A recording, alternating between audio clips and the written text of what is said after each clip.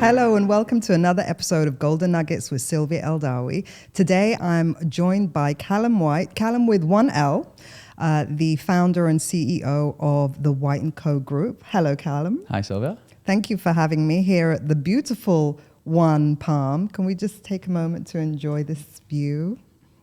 It's some view. It is certainly a view. I want to know about you. Okay. And we're going to talk about that video, but a little bit later on.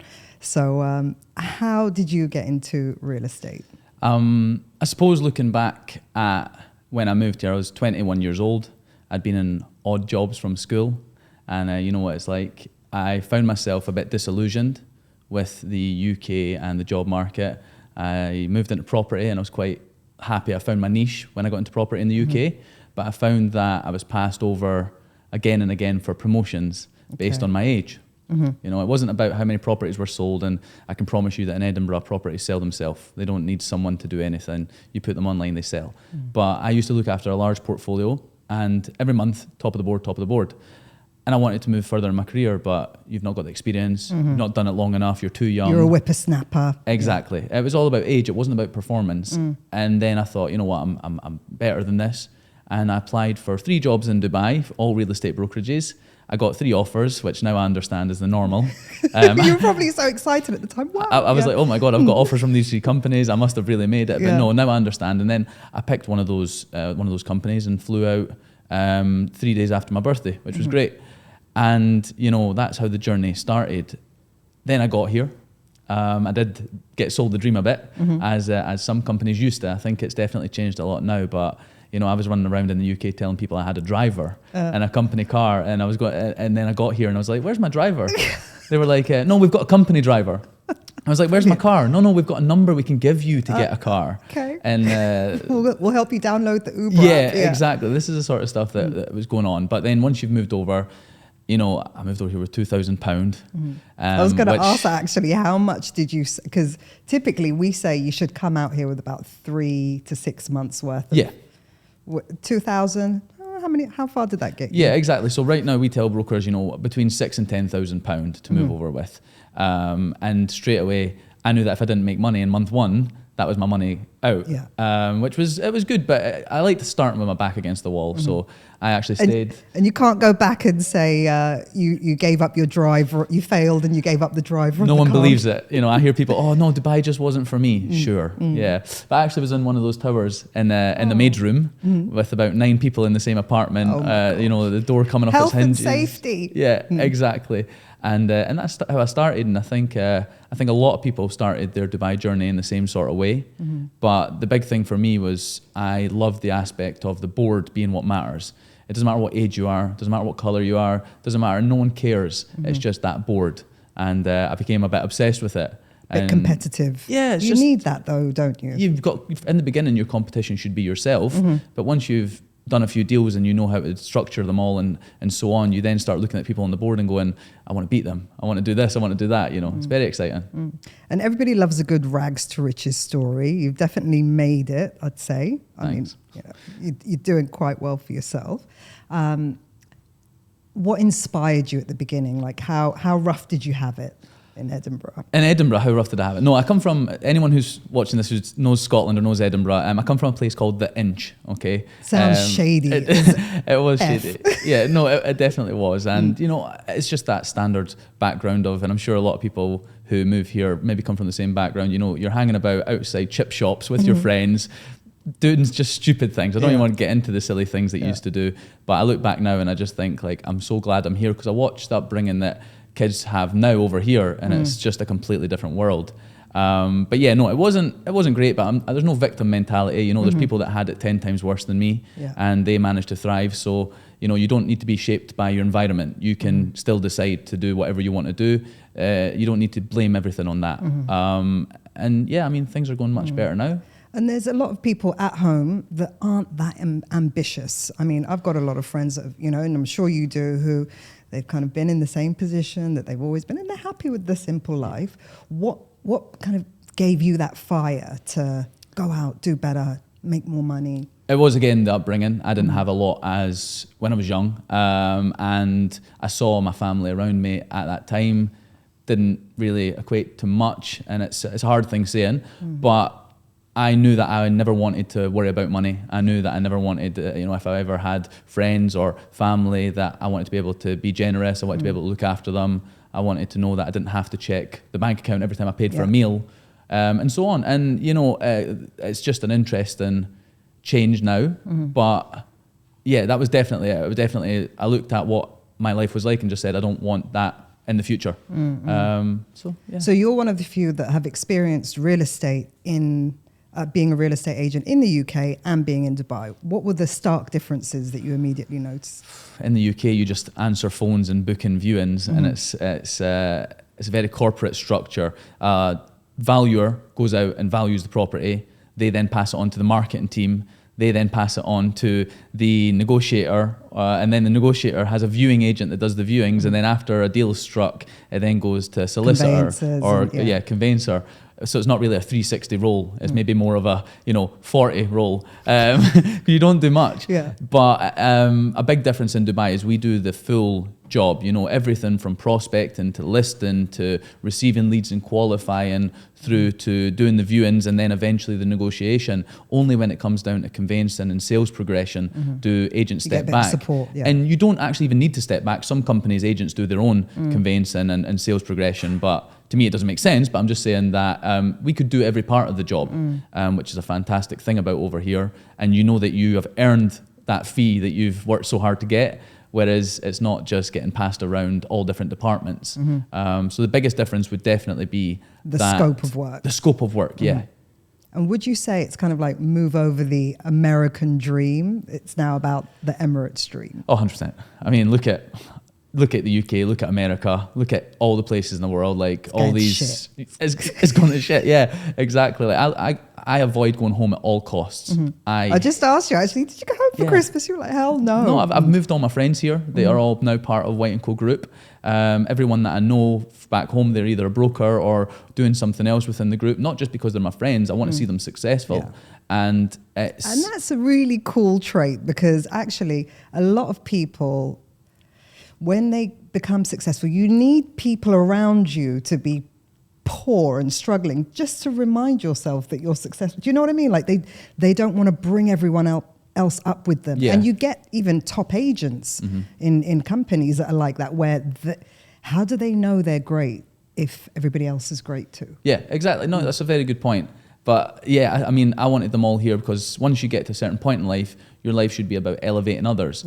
And that's, again, my whole ethos within all my businesses. It's to make sure that people who work in the White & Co Group and people who are my friends and so on, I want to make their lives better, not worse. That's what I'm here to do.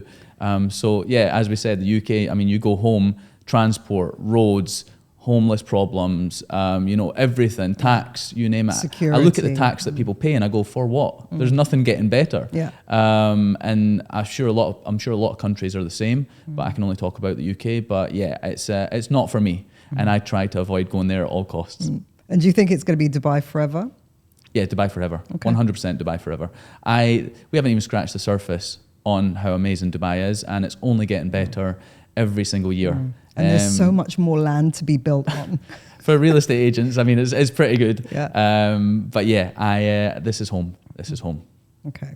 And you've worked before you set up White & Co, you worked for a few different agencies. So you're probably one of the only real estate leaders who has actually experienced being an agent in Dubai at multiple companies. So what did you take from each of those companies that made you think, I'm going to do this differently, I've got to do this differently? Because I kind of feel like you're a bit of the Robin Hood of... I'll take that. Okay. You're kind of a bit Robin Hood. Not that you're stealing from the rich to give to the poor, but more of that, justice and fairness and I want to do it for my team. And I mean, you are right, and I'm definitely not embarrassed to say I was at many different companies, because when you are commission based only, you don't owe them anything. Do you know what I mean? I used to go into a company, and if I didn't feel appreciated or I seen that they didn't care about what we were doing, I'm like, cool, I'll go to the next one. Because in Dubai, if you're a good agent, you can go anywhere. If you're a good agent, you can go to any company. So why would I be here? So yeah, I think I'd been at maybe 6 or 7 companies within 6 years. And you know, when you first move here, you don't really know about it, and then you go to another company, you go, oh, this is the same. And you go to another one, you go, this is the same. And what I did is I took all the good parts of the companies I'd been at and everything I saw in the market, and tried to leave the parts I didn't agree with behind. Let's talk about some of those parts you didn't agree with behind. The parts I didn't agree with. Okay, I hate offices that don't have a sales board. Okay. You don't know what people are making. You don't have the person that you can sit and go like, I want to be like that person. You don't. Right now in our office, every single time a deal happens, the board goes off, everyone claps, and it's a good environment. It's a sales floor. Do you have a bell? No bell, no. The screens do it automatically. Okay. So it gets inputted to a computer and it comes up, and then the agents actually can pick whatever video they want. So there's a guy in my office called Connor, and when his goes off, it's like Conor McGregor, a little video of him strolling through and things like that. It's just funny things for the guys. But a big one that I didn't like was no sales board. I don't like hidden fees to brokers. You know, there's some companies that, oh, you're on 50-50 commission or whatever it would be, and then yet you have to also pay 500 dirham every month to your admins or 500 dirham every month to the marketing team. Right. Like as if we don't, as a company, make enough, which, as we know, we do. And then on top of that, you've got to look at incentives. They should just be happy with their commission. I definitely don't go down that route. How can you push people to go further? Because if everyone's doing well, then everyone wins. Yeah. It's not about just trying to come in and do the bare minimum. It's pushing people to better themselves. It's motivating, you know, and that's something I think that we've done very well, is motivating people to achieve more. So that's a few of the things that I can look at. And I certainly, you know, I think that companies need to remember that we work with these brokers. They don't just work for us. Yeah. You know, it's kind of like a partnership. Like I just told you, you could jump to any company. Yeah. You know, you've got White & Co on your CV today. You can go to any company in Dubai and someone will snap you up, no problem. But why did they choose to stay? Because I want to make sure they're treated right. And then coming on to what you said about me being in real estate as well, I started at the bottom the same as everyone else. So I was a leasing broker, and then I was a sales broker. Then I learned a bit about off-plan, and then I was selling some off-plan. Then I was an area manager, and then eventually I moved on to being a managing partner in a firm. And then I opened my own firm as CEO and the sole owner. So I really have seen real estate at every level. Yeah. Not just came from the UK and jumped right in. And would you agree that the worst role out of all of those is probably that sales manager role?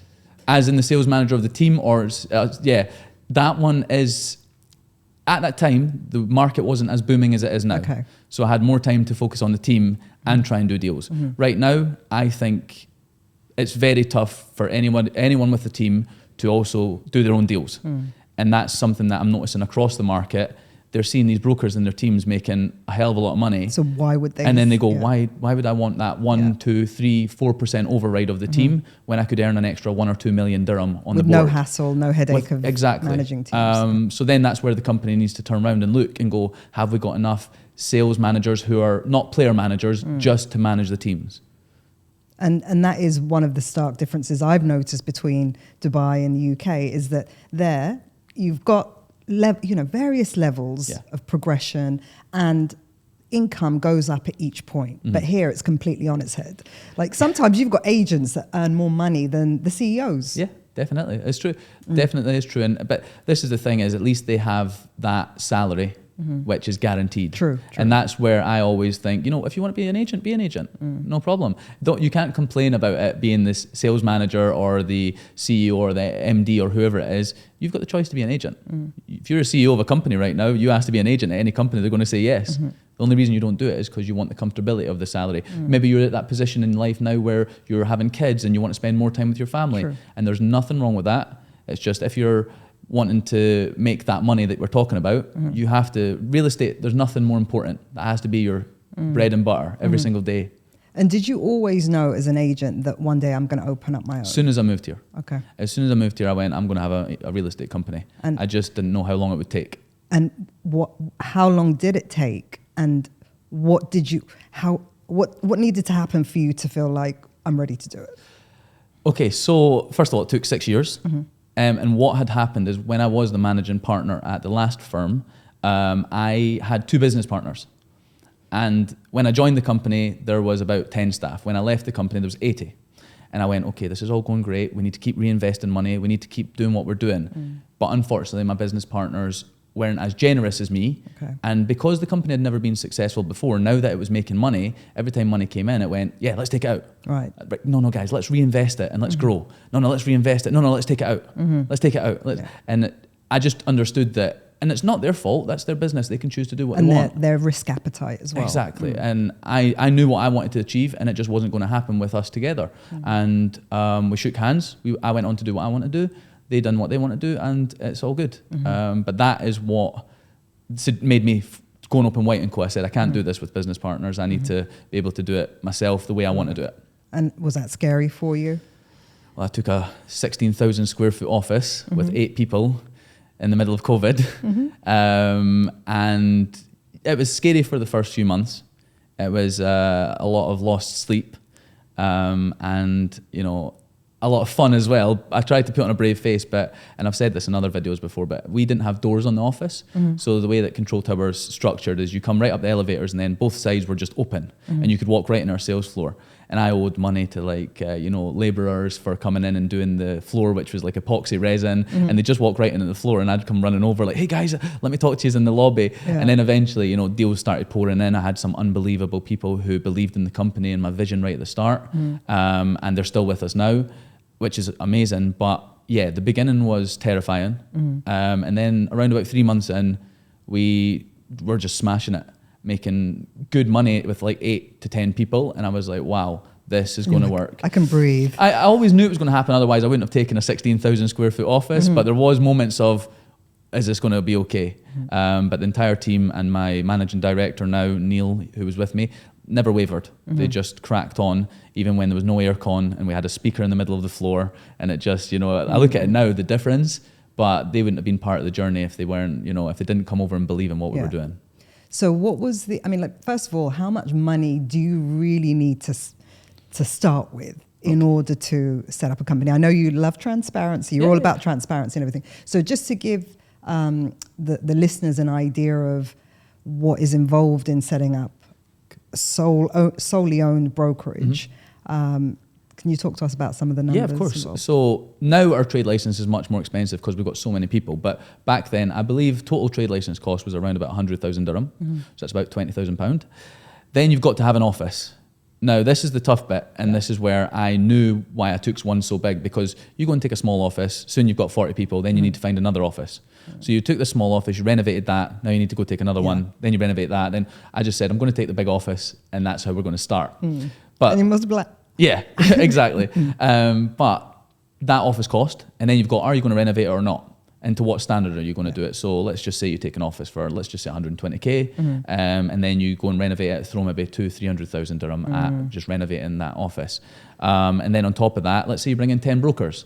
Straight away, there's 10,000 dirham per broker for visa, healthcare, medical, certificate, whatever else they need. So there's another 10,000 times 10, which is another 100k. So far we're at 100, 120. Then we've got the renovation. We're at about 500k right now. And then on top of that, you've got the portals. You don't just get to sign up to Bayut and Property Finder without a year-long contract. So, are you going to be one of these brokerages? Because right now you've just opened. How are you going to attract people? Are you going to have a small package where you can't give premiums and features? Or are you going to have a big package so that you're offering it out into the market to get people in? And then you're going to ask yourself, right, okay, I'm a brand new brokerage. How am I going to attract people? I can't just offer 50-50. So you're even going to make a smaller slice of the pie. So anyway, these are all just, it's just a few things to think of, but I'm saying you need at least 500k. But if you want to go and open a 16,000 square foot office and all that, you're looking at 1.3, 1.4 mil. And yeah, that's really it. And then you've got, furniture, then you've got everything else that you need to do. So that's and that was your own money? Yeah, that was my own money. Okay. Correct. So you had to, and you didn't have to wait too long to get it back? No, I didn't have to wait too long to get it back. A lot of people say things like, oh yeah, no, but first business, if it breaks even in its first year, it does well. We broke even in 2-3 months. That third month when I was like, oh, that's all the money spent back in. And I don't mind saying that. It doesn't happen at all companies. I had, in that month, one of the brokers in the company actually sold an apartment in this building, and it was almost 3 million dirham that went on the board. So straight away I was sitting going like, wow, that was pretty unbelievable. So yeah, we broke even there, and since then it's just been an upward trajectory, apart from 1 month in the past 3 years where it went really bad. But other than that, it's been great. What happened that month? It was in April. It was a dark day. No, Was it Ramadan or something? No, it was just a really bad month, and we just sat it down and we were like, it was the first time, and it was last year actually. I think it was last April, and it was. I say it was a bad month, but it just wasn't. As good as all the other It was the months, first yeah. month we didn't hit our company target. Right. And I was just sitting going like, how have we let that happen? And we just had to boot and rally, you know what I mean? We just had to go, right, last month wasn't good enough. And we made it back the next month by everyone just getting their heads down. Yeah. But it was just some distractions. I don't know exactly what it was, but it was a moment where I was just like, how has this happened? It wasn't that bad, but it's the first time that, you know, it's like the first time you've lost a game. It was just hurtful. You were like, oh no, this isn't good. But the market's been so good since we opened. Obviously we took the risk of opening in COVID, but since the moment we opened, the market's been phenomenal. What I'm trying to do just now is make sure that we've got good brokers, not tour guides, because when the market does change... Oh, I like that. Brokers, not tour guides. When the market does change, the tour guides are going to get found out, whereas the specialists, they're going to be okay. Completely agree with you. Okay, so let's talk about that video. That video, okay. That you posted, where, I mean, it was a very transparent, welcomed video, though it felt like maybe you were taking a swing at some of the agency leaders. Do you want to just explain yourself? Explain myself. No, you know what it is? As soon as these sort of things happen, it's a David and Goliath. They want to make it out that I'm attacking or going, and I was very clear in the start of the video and also at the end of the video, this wasn't one of my, because I used to be like that. In year one, I used to take swings and I used to think, this is fun, let's have a dig at this company because they're, you know, slagging us off or whatever. But now, you know, 3 years on, and being as successful as we are, I don't have time to be arguing with brokerages. I just want to make sure that people understand what can be offered. From the selfish perspective, obviously I want every single broker in Dubai to sit and go, wait a minute, I could be on more commission. Maybe I should go at White & Co. Yeah. Of course, I'm not going to lie about that. So just actually for the benefit of anyone, or for anyone who hasn't watched the video or heard the video, it's on his Instagram, Calum White, CEO. Yes. And do you want to just give the synopsis of what that video entails? Well, there's 3 points to it. One point is all the amounts that it costs to open a real estate brokerage and why some brokers stick around at 70% instead of opening a brokerage. The other part was about all of the amount of money that really the company makes, the profit that the company makes, and if companies can afford to offer out more. And then the other part was about our journey and how we've grown so quickly in three years, which I think I was very open and transparent about. It was scary at the time. I thought this could be received in a bad light, but as far as every comment that's been said to, you know, all the staff and myself, it was very supportive because I think people know I'm coming from a genuine place.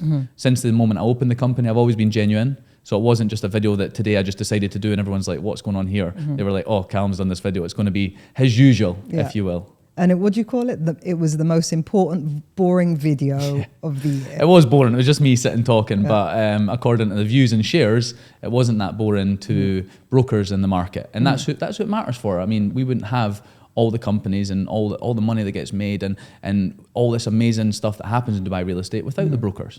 So I think it was time that, you know, brokerages stop sitting and hiding everything from brokers, because I think transparency keeps people around as well. Yeah. You know, if you're honest and the people believe in you, then you're fine. So let's just dig into that second point that you made in the video, which was trying to move away from the typical 50-50 commission split that happens in real estate and typically has been maintained for the past few years. Because to some degree, everyone's like, oh, you know, we've got a lot of expenses, a lot of costs. And you just basically said, it's nonsense. I can afford to pay up to 70% for my top performers. And this is exactly why. And you broke it all down. And even at paying, your average was 60%. Even with that, you're profiting $1.5 million a month, no problem. Everyone, I hope everyone stops remembering that because they expect me to pay for drinks now and stuff. No, and obviously, here's the thing, that's obviously even going to go up the more successful the company becomes. But the risk is on me. So, you know, it's a tough thing to do because you wonder if people will just sit and think that you're bragging. But what I wanted to explain was there are companies out there that are earning way, way, way more than Calum is. And their brokers are sitting around on 50%, maximum 55%. We will never pay anyone more than 55%.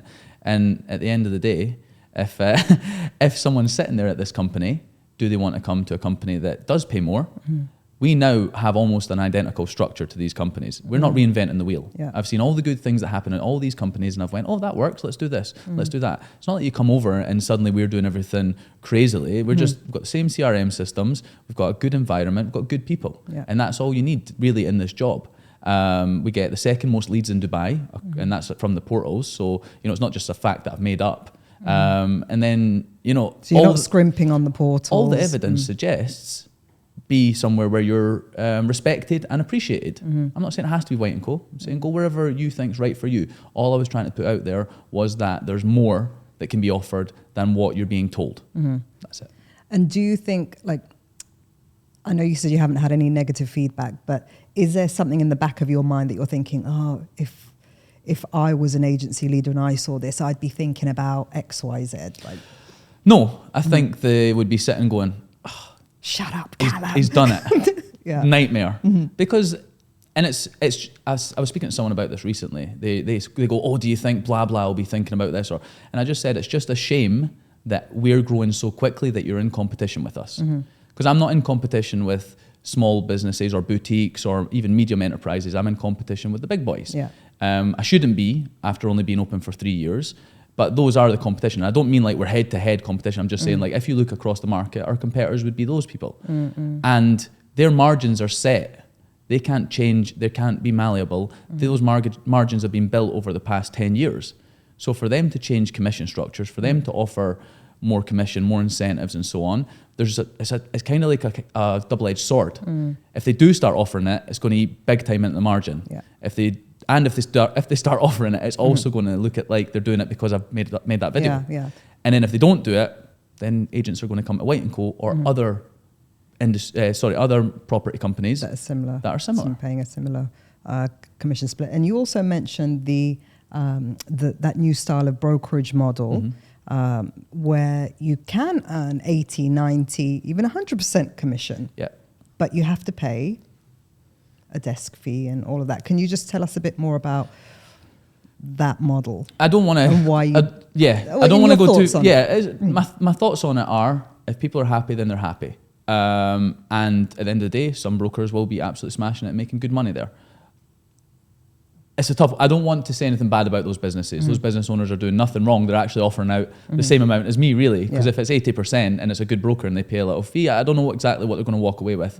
But all I'd say is, as a business, doesn't leave you that much to reinvest because you take 5% off or so on, and it's going to be harder to bring in brokers.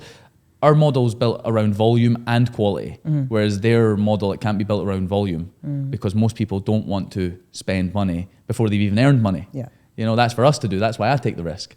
So with those businesses, I wish them all the best, and I think there's some interesting ones out there. I don't like it and I would never do it. Even when some of my brokers talk about buying something themselves or can I pay for this? I go, no, we take care of that. I don't want brokers paying for things. So yeah, at the end of the day, I just including fines? Including fines, yeah. You take that on the chin? Yeah, no, we take that on the chin. That's just a part of the business. A lot of companies split it. At the end of the day. Or pass it on to the agent. Well, unless the agent's doing something really silly, most of the time it is just pulling them in and going, listen, you just cost me 50k. Please don't do it again. And then so we slap on the wrist. Like, we're not angry. We're not going to sack anyone for it. And usually it's just a mistake. They've not meant to do anything wrong. It's been the wrong person at the wrong time, or it's just been something silly. And like I said, these are the the costs that come with owning a business. Yeah. The risk's on me, and I know that every single day. So, hey ho, it is what it is.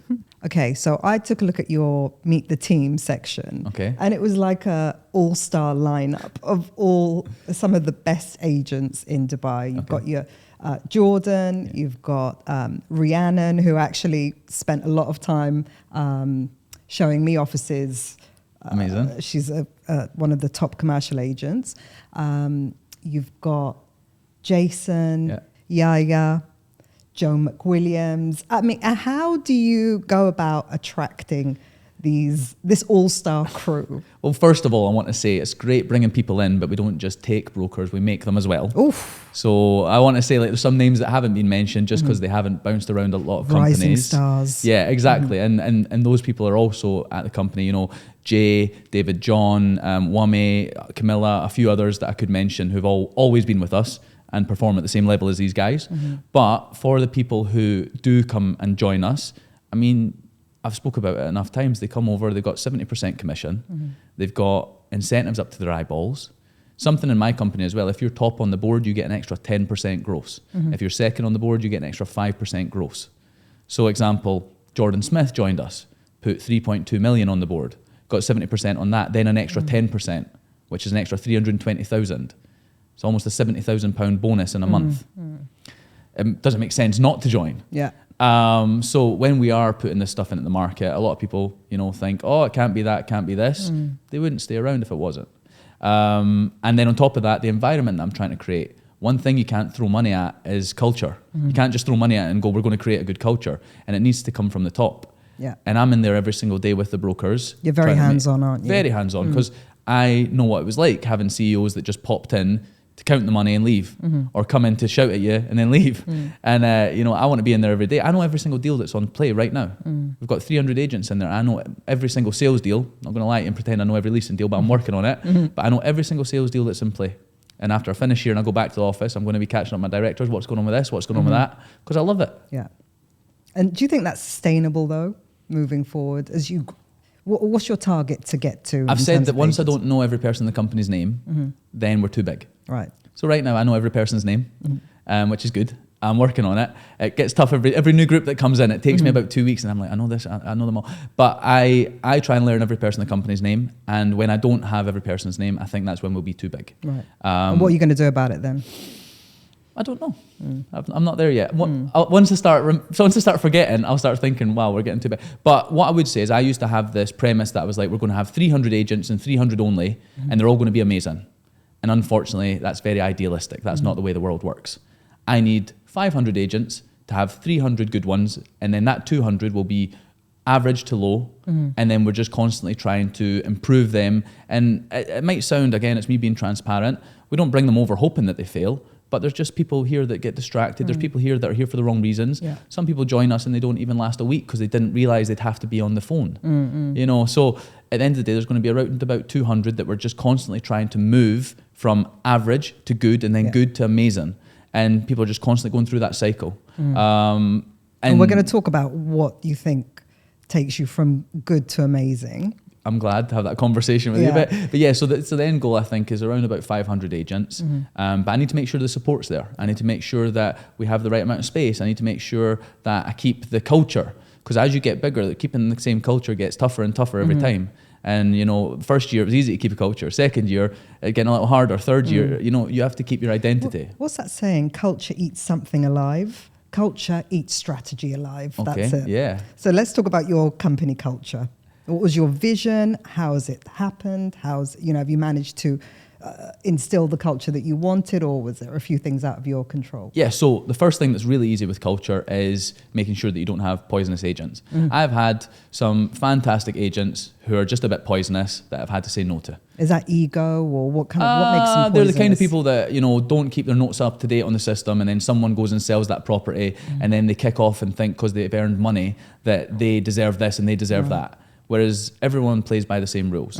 And then on top of that, they are just a bit gossipy and a bit toxic. And we try to avoid that. And I have turned down good agents in the past because of it, who probably would have earned the company a lot of money. But keeping everyone happy is more important than my pocket. And that's something that's been very important. Secondly, trying to integrate with the teams. You can't know about if the culture's failing or if the culture's not staying where it is if you're just sitting at home or you're out and about all the time. That's why I like being in the office. I can see it, I can sense it. And there's times that we do get it wrong. But our culture actually gets better and better because as the company matures and as brokers get better at things and our top performers, every year there's more and more top performers. And those guys sort of set the culture now. It doesn't just need to come from me. It's those guys that set the culture. So, those guys are going up to the new brokers and saying, by the way, if you think you're going to be out this weekend at Surf Club, I don't think you should. What you should be doing is in here, get the head down, smash it so that then me and you can go out for a drink and celebrate. And that's the kind of environment that I want to see. Having an environment where every single deal goes on the board and then everyone sits and claps, that's the environment I want. You know what I mean? And I had this when we first started doing that. Are we going to clap for every single person? Yes. How much effort is it to just clap for that new broker who just did their first deal? And how important is that to them? Yeah. We've got a group chat for the entire company. It's called the Wins Chat. Every single time someone does something of notice, it goes in there. When I first got it, I went like this. I went, I don't really want to celebrate mediocrity. But then after that, I sat and I thought, how hard is it for me to just take 2 minutes to say something that might be mediocre to me, but to them it might mean a lot. And then following on from the wins group, we also have a White & Co health group, which is where I think there's around about 90 odd people in it now. We don't force everyone to be in it, and we don't want to make people feel bad. But in the mornings, you'll wake up or if you wake up at 6, 7, 8 o'clock, you'll see all the people sending in from their Apple Watches or their Whoops or whatever, all the exercises they've done. Okay. So over the weekend, it was the High Rocks, and we had like lots of people from the office competing in that, and they're all sending their times in, and everyone's saying well done. And you know, it's not always about going out and getting drunk. You know, we've got other things to our cultures which are not just that. Because I like to break my life into a few different pillars, and you know, health's an important one.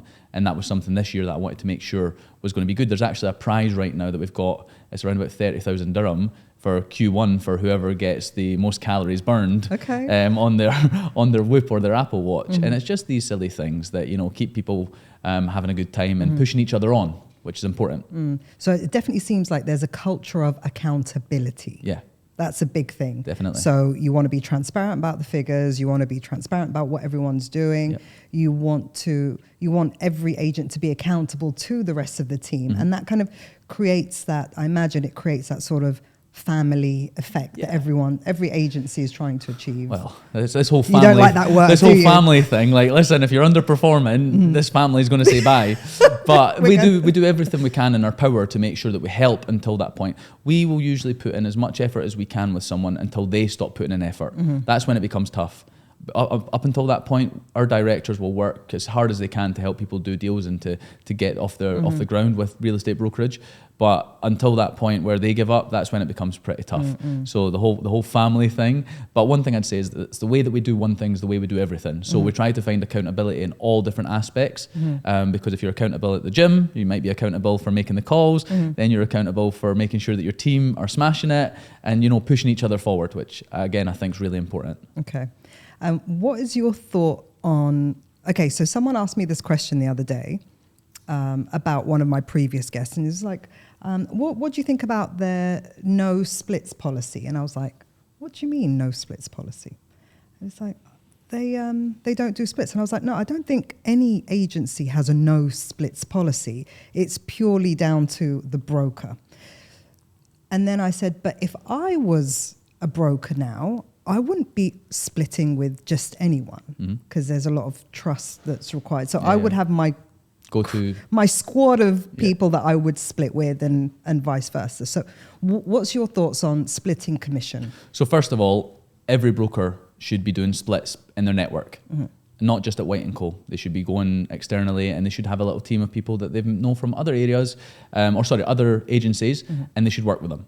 There are companies out there that tell their agents don't do splits externally, but the only person that loses there is the broker. Because you've got to think about it, right? If one of my agents does a split externally, the only person that actually loses is the business, the company. Because we don't make 100%, we would only make 50%, and then that goes on the board, the agent makes half. But you know, at the end of the day, I know that there's a few companies out there that are saying do not split deals with people. Whereas for me, a bird in the hand's worth two in the bush. Actually doing a deal is more important than sitting around trying to get the full deal. What I'd say is in our teams, but our marina team, for example, is 22 people sales, 22 salespeople. Our first port of call when they get a lead is to check what they've got, then to check what the team's got, then to check within the company, then to go external. Right. But there's no problem with going external. It's just make sure that we don't have it in-house because, you know, if you've got 22 people working in the marina, we should have the right amount of stock. But this is where working on exclusivity is so important because if you've got something exclusive, it doesn't matter if I've got 22 people in my team. If you're at whatever agency and you've got exclusive, we need to come to you. So this is something that we're really trying to instill within the team now is exclusivity, building value and relationships for these owners and sellers, and that's going to guarantee you income. Yes, the land department do need to like tighten up their exclusivity agreements because it does allow owners to just dip out of them at any time. But once that's fixed, it's going to make the market a much healthier place for all the good brokerages. And when you kind of, so you make most decisions based as the CEO, but you can go back into real estate agent hat. Oh, 100%. Would I prefer it if every single deal was done fully in-house? Yes. But at the end of the day, I don't want the brokers to miss out on money because that's even more detrimental to the business. But me and my managing director, we used to be at opposite sides of the spectrum. I used to be fully broker focused. He was more business focused. Calum, watch out, you might want to look at this, you might want to do this. And now we've sort of met in the middle. And it was never arguments, it was just conversations. But, you know, we've brought ourselves to right in the middle of that spectrum. And now we look at everything from a business perspective and then also a broker perspective, because as soon as we stop looking at it for the brokers, then what was the point in White & Co being founded? That's why it started, for the brokers. Yeah. So you've been around the block. What is your opinion on why most people fail in agency? Okay. I've been around the block. So I've been here 9 years and I've seen a lot of people who could have been unbelievable real estate brokers fail. The majority of it comes down to one thing, and it's distractions. Okay. So distractions, I'm talking about the people that say they want to do this, they want to do that, but really their actions don't show it. They're in the office going, oh, but I'm working so hard. And then you look at what they've actually done today and they've been over chatting with this girl or boy. And then they've been out at the weekend buying a bottle of vodka and making it look like to everyone back home that they're killing it. And then they go back home 3, 4, 5 months later with their tail between their legs going, oh, just Dubai wasn't for me. Didn't work out. Dubai wasn't for me. And it's like, no, Dubai's for everyone. All right. It just depends on what life you want to have. Because if you come over here and treat it like a normal life, like in the UK, you wouldn't be going out every single weekend. I don't think most people do anymore. And out here, cost of living crisis. It seems crazy out here that they do. And it's usually down to distractions. And then the other distraction that sometimes people get really caught up in is actually social media. So I have brokers who would rather make 20 videos on social media every single day when they've not even sold or rented a property. And we're having to say to them, like, this is when they first start, we're having to say, by the way, you've not earned any money yet. Do you ever want to hold off on social media until you've at least done 1 or 2 deals? No, but I might get leads from here. That's cool, and you might get leads from there, but I can tell you where you'll definitely get leads. Property Finder Beirut. Because that's where everyone goes to check for properties. And it's usually leasing agents that know they've read a book and thought, like, social media is going to take me to the next level. That's not to say that I don't have agents who have done unbelievable deals from buyers on social media. But I'm just saying, in the beginning, it's not where don't to get start. caught up on social media too much. You know, celebrate your successes on there, build a bit of a track record on there, but it's not for doing every single thing.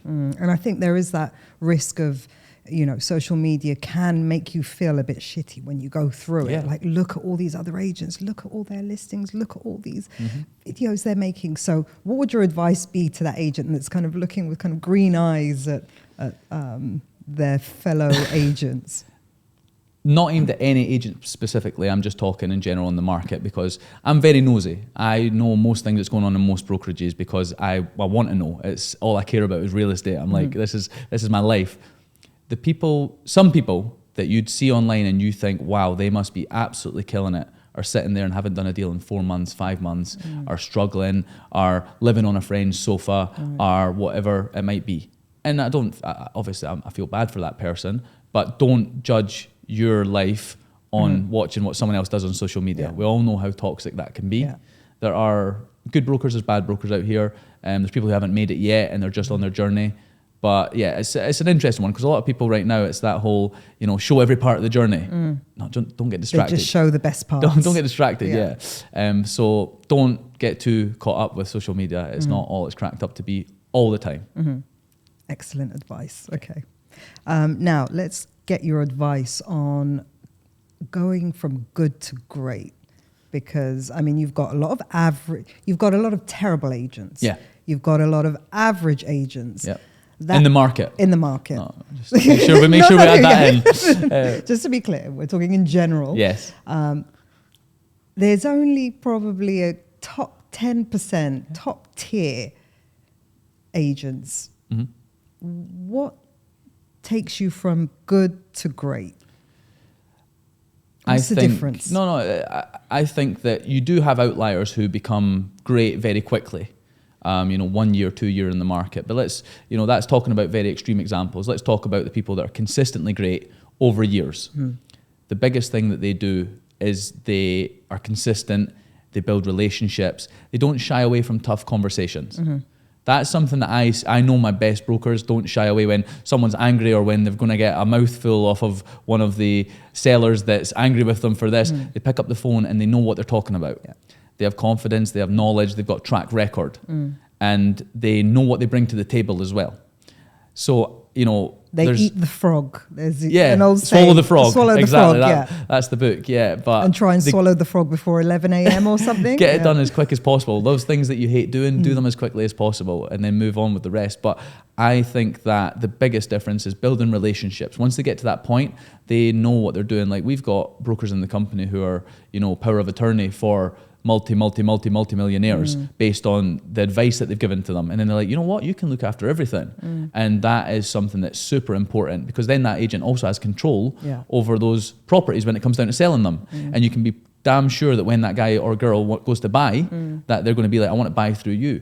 And you know what else they probably get as a result of being a power of attorney? They probably get all the cold calls from other agents. So do they take it's a that form of as exclusivity, kind of. But the biggest difference, I would say, it's that relationship building. It's so 101. It's the first thing you should be learning in real estate, is building relationships. But, you know, that starts from the day one on the floor. That starts from when you're a leasing broker. Because when you move into sales eventually, all those relationships you build, your phone book should be full of money, if you will. And, you know, it comes from those tough conversations. Okay, swallow the frog. Yeah. Okay, so we asked Instagram, we told Instagram that we've got you on, and we asked, what questions shall we ask Calum? And we've got one here. Hope people were nice. Right. One must be one of your agents. He's like, when are you going to open us up an off-plan department? So I don't know who that is yet. No, we do off-plan in a hybrid way. So I had an actual area developed to off-plan. So it was a full department with an off-plan team. And I found that off-plan agents, this is how they communicate daily. Can I get more leads? Can I get more leads? Can I get more leads? Can I get more leads? And then they just run around trying to be the tour guides that I speak of. Right. Because they don't do any brokerage work. They don't call out. They don't try and pick up listings. They just want leads given to them. They're waiting to be fed. Yeah. And first of all, it actually started to bug me, because I was sitting going like, all these guys on the other side of the office are working to the bone, and you're just sitting here going, can I get more leads? And that's the broker in me. I'm sitting thinking like, no, you can't. Like, I've just given you this many and you've not closed any. Why would I give you more? But I spent a year with the off-plan department and a hell of a lot of money, and it didn't pay off. It was a big black hole where a lot of money went. And then after that, I took the off-plan agents and we moved them through into the secondary market team. But what we started doing is we started training every agent in off-plan projects. So every agent right now in my company would have an entry-level product in apartments, an entry-level product in villas, a mid-level product in apartments, mid-level in villas, and then a higher-end product in apartments and villas. And then what that allows them to do is, if they're ever speaking to anyone and they want to drop in that conversation about off-plan, they now have the pathway to sell it. Yeah. And, you know, it might be an apartment in JVC as their first little, investment, or it might be buying an Alia in Talal Gaff. You know, it depends on what it is that they're looking for, but we've found a lot of success in that. And last year, actually, 50% of our sales were off-plan. So it's right down the middle. And I don't really mind where my agents sell. Would I like it if they all just sold in their areas? But I'm not going to go and tell them don't sell that and don't make a lot of money there. You know, a lot of their buyers might have bought something in the marina, then say, by the way, I'm looking for investment. Well, have you seen this tower in JVC? There's a full, and then one of our agents sold 18 units on a full floor just because the guy bought one unit in the marina. So yeah, they're all learning a lot. We just had a briefing in this morning about a development in Business Bay that was in the office this morning. So they're all hybrid now. And what that allows them to do is, when the off-plan market shifts, they're not going to be sitting going, what do I do? Yeah, they're going to be able to still make money because they're brokers, not tour guides, like I said earlier. I like that, tour guides. Yeah. Okay, and then the second question we have is, what's the secret to hiring experienced agents? What do you offer that attracts them? Well, I think we kind of answered this, but the top eight, I think the emphasis is on top agents. Yeah, so that's a good point, because top agents, they could go and open their own companies. They've all earned enough money. But I think there's still something very important about top agents, that they still want to be part of a team. They still want to be able to cross-sell. And you might think, but if they have their own company, they can still cross-sell with anyone. It's not the same as being in that office environment. And when you are a top agent at White & Co., you do get left alone. Like our associate directors get unlimited holidays. That means for the entire year, I don't need to see them if they didn't want to. Are they still in the office all the time and still grafting away? Absolutely. But we give a hell of a lot of leeway to the people who perform, as it should be. They've earned it. And then even in our company, we have something called the 150K Club. Okay. Now, 150,000 is what I think any good broker in the market should be doing minimum per month.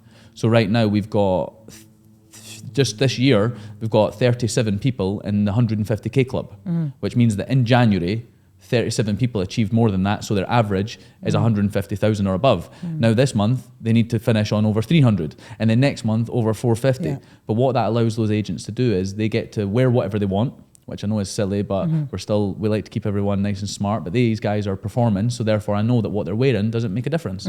So go and wear whatever you want. Then they also get Fridays off. So I've also just given them an extra 52 days holiday. And then they also get 10 o'clock starts, which means they don't need to fight against the traffic every morning. They can just roll out of bed, come in an hour later. It's just silly little perks that we try to give to the brokers. And we don't want to treat them like children.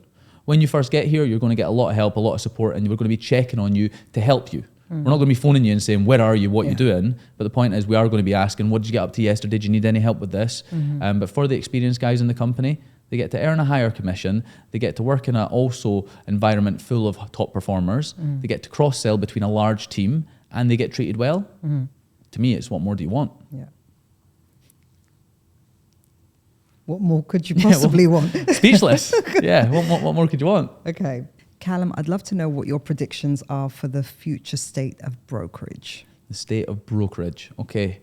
Well, over the past few years, they've made some really good changes, which has been introducing the Trikisi permits, making sure that agents can only list a property 3 times. An owner's property can only be listed on a portal 3 times. Yeah. And I see that coming down.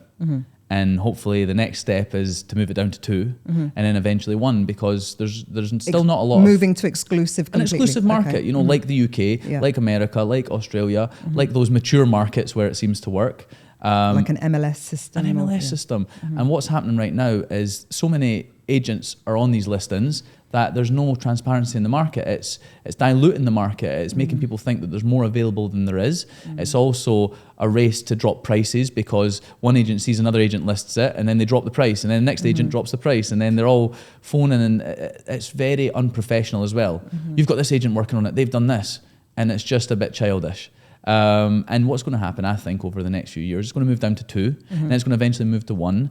And Dubai Land Department will still make the same amount of money, because right now they charge whatever they charge per permit. All they're going to do is triple the price and make it 1 permit. And the good brokerages will pay. The good brokerages will make the money. The good brokerages who have built relationships with these owners will actually be able to list the properties. But right now, if you're an agent in the market or an agency that doesn't care about building relationships, and you're just phoning over to go, hey, have you got anything available for rent or sale? That old thing, you're going to get nowhere when this eventually comes in. Now, I don't think that's going to be next year.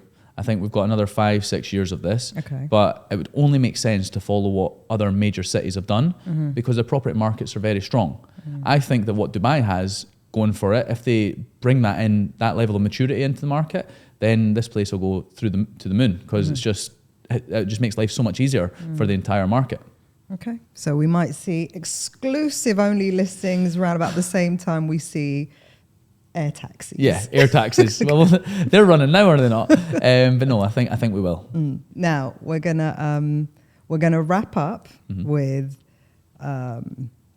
So I have my theme, or what I'm trying to help people do, is to get started in real estate, get noticed, get results, and get referred. So I would love to have your words of wisdom for each point. Okay. So let's start with getting started. What would your advice be? Getting started. You need to have some grit and determination, because it's definitely not easy. And agents who are the best in the market are usually working on the most deals. The best agents aren't the people who have one deal and close one offer. You know, they're usually working on 5-10 things. They don't have all their eggs in one basket. And I see so many agents focusing on one thing. Especially if it's a big one. Especially when they're new as well. They're so excited that they've got one thing going on. And it's like, if this doesn't pay off, you're back to ground zero. You know, we need to get looking after as many things as possible and spinning plates. So that's one thing for getting started. The next point was getting noticed. getting noticed. So we know how you feel about social media. Yeah. No, getting noticed is good. So a very good example of this would be Nikki Cowell. Like you mentioned earlier, the way that she uses social media is very good, and she's also a good agent. I would suggest that putting yourself out there, but you have to have the knowledge, you have to have the confidence, and you have to have the track record, because people talk. So the first thing to do by getting noticed is to make sure that you're actually making some money. Because the first thing that's going to happen if you're putting up 100 different videos talking about how I sell this, sell that, what's she on for the year, by the way? Yeah. What's he on for the year, by the way? And if you're a company like mine, they just look up and they go, not much. Or they go, wow, they're smashing it. So to get noticed, I think, first of all, get your track record going. Actually do some sales, do some leases. There's a kid in our office called Usman and another guy called Ty. They're both in my Pam leasing, and they're both just at each other every single day trying to outdo each other. And I'm sitting watching it, and that's getting noticed. Now, do you want to be noticed by the market or your CEO where you actually work? True. So I'm sitting going like, these two are unbelievable, and they're a little double act, and they're always calling each other out on Instagram, like having a bit of fun. And they both ended in leasing last month on like 140,000. It's brilliant for leasing. It's almost sales numbers. Oh, they just missed the cap 150. They actually did. One of them came through club. to me the other day and was like, how did I get in the 150k club? I'm like, do 150. But yeah, they're and it's just really fun. So being noticed, it depends on what you want. Do you want to be noticed by a bunch of people that you don't know, or do you want to be noticed in the environment where you actually work, and for people to go, wow, he's going to be an unbelievable broker? So that's the question. So it was and then the third one is getting results. Getting results. Okay, have the hard conversations. I'm sorry, but swallow the frog. The money is made in the hard conversations. The money is made by speaking to owners and educating them. The money is made by speaking to buyers and letting them know, like, we can't do this, but what we can do is this. We're going to have to compromise somewhere. Where your budget is, this is where we can find you the right thing. Otherwise, you're going to have to do this. You have to be able to know that when someone says to you, oh, let me come back to you, that's an objection. Don't need to come back to me. You already know what it is. What you need is more information. Let me give you more information. That's my favorite one. Oh, I need more time. Do you need more time or more information? Because more time doesn't give you more information. I can give you information. So with the guys there, it's just a case of, you have to be on it. Follow up, follow back, follow through. Ryan Serhant. So with the guys in there, I think it's really important as sales brokers that you are on it all the time, non-stop. And if you really want to be successful, it's a year or two of really hard work. Okay. And lastly, getting referred. Getting referred, as in referrals on business? Yes. Okay. So clients telling their friends and family about you. The amount of deals that go through, and then there's a little niggle or a little problem, and then an agent goes, I can't be bothered with that now. And I'm not saying that happens at White & Co. We try to make our best, to do our best to make sure that doesn't happen. But even when I've bought properties, there's something wrong with this, just ignored. Or it's like, you've bought the property, now that's your problem to deal with. I've got my commission. Even if you actually pick up the phone and say, listen, that's not my job, but what I'm going to try and do is help you with this. I've got a couple of numbers that I can. People really appreciate it because they'll understand once you speak to them. They don't know. They've not done this process 100 times. The majority of people in Dubai are first-time buyers. So, they're buying their first investment, they're buying their first property to live in. They might think that you're their only point of contact. And if you are non-responsive, what do you think is going to happen when they're at the school run and a mum says they're about to buy a property and then they go, do you know anyone? And you go, no, my agent was useless. So again, it's not being scared of just answering the phone and sorting out problems. And just going that extra mile. A little bit extra. I'm not telling you to go drive down IKEA and, buy them shelves or whatever else. I'm just saying, like, try and make them at least feel heard and not just a commission that's now done. You know what I mean? Because I feel like in the market, that's something that a lot of people do. They're hunters. They just want to do a deal and move on to the next one. That's great. But if you farm a little, you'll get somewhere. Brilliant. That's been amazing, Calum. Thank you so much. No problem. I think there's tons of golden nuggets been dropped by Calum with one L. Calum with one L. And in such a beautiful venue as well. What a great episode. Thank you so much. I've really had a lot of fun. Thank you. Thanks. Okay, guys, don't forget to like, share, and subscribe. Hey. Done. Thank you.